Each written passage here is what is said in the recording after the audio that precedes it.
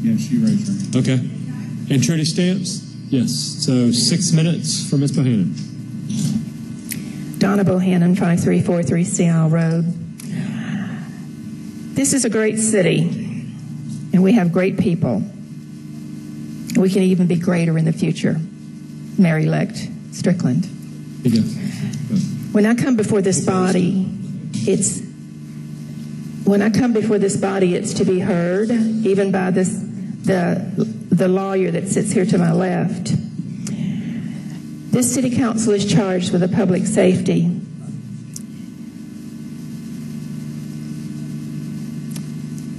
We are here to govern together.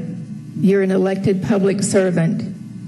I am your employer, and together our intent is to govern together to go forward in this great city. I would like to invite the people who are listening by the actual radio station 88.5 to continue to listen.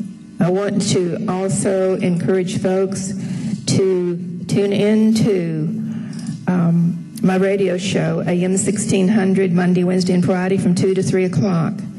That's AM 1600, Monday, Wednesday, Friday from 2 to 3 o'clock. We talk about what's going on at the City Council. We even talk about Attorney Wade continuing to talk through my conversation each time I'm addressing this City Council. You are charged with the public safety. And this lawyer that's sitting to my left renders opinions, and many times it is his opinion, not a legal opinion. And he keeps talking and talking today. I want to say that yes, indeed, this contract 11776 is incomplete. It has not been brought forth, and to this date, we cannot find it posted as promised by Berlin Boyd through the Memphis Light, Gas, and Water President, Jerry Collins. Now, keep in mind, this man, Jerry Collins, is appointed by the mayor of Memphis, as is the 5-member board of the Memphis Light, Gas, and Water Committee. We still have unfinished business with 11776. We have unfinished business hiring ABC Tree Trimming Company, and then they hire outside the city of Memphis when we have 45,000 hungry, hurting people waiting to be employed. I want to say, too, that please look at our Facebook, Get Smart Memphis. That's Get Smart Memphis. Go to our other Facebook called Liberty in Action.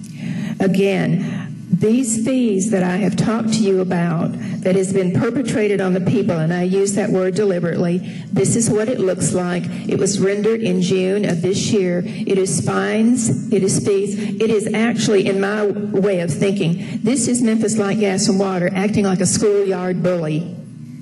Acting like a schoolyard bully with the citizens, with the customers of Memphis Light, Gas, and Water. We are seeing a growing effect across this country where law firms are representing citizens and taking individual city council people into court based on the votes that they have rendered based on these utility smart meters. And there is a case even going on now, and we're waiting for that judgment. But I noticed that today Attorney Black was given perhaps even a position as a retainer for his services, but they are, Wolf Artis is one of the greatest known law firms for class actions here in the city of Memphis.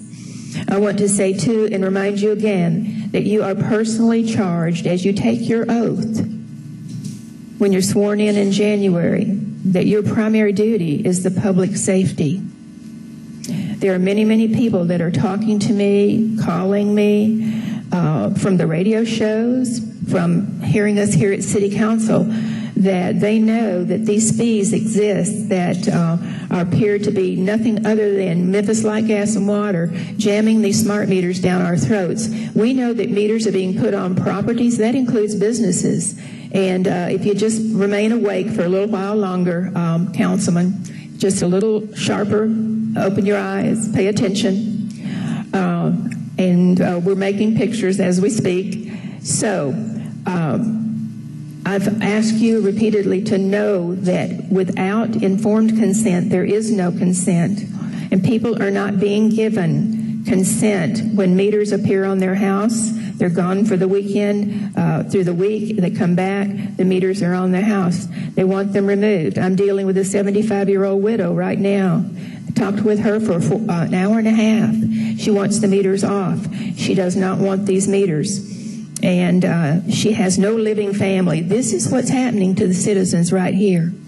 And you're putting these people in jeopardy of being burned alive, being trapped in their homes. Now, we're talking about the elderly. We're talking about young people that can't get out of the houses. I'm going to read to you a list of the dead that we have accumulated thus far. And that first person that I want to tell you about is Larry Nickel. Now, this man survived throat cancer. And 3 days later, when he came back home from the hospital, he had a smart meter on his house, and he died after fighting throat cancer. And he was considered well, and then he died. James Humphrey, Michelle Sherman, Madonna Badger, 5 members of her family in one fire from a smart meter. And these are documented and in court, proven in court, ladies and gentlemen of the City Council. And 5 members in one family, both her parents and 3 of her children. Her only 3 children. And again, we do know Robert's Rules of Order, and I do appreciate you allowing me to finish, but I ask also, please consider what you're doing here. When we need someone in charge that's going to not force folks down these fees down our throats. Public safety is first and foremost. Thank you very much. Thank you. Mr. Brody.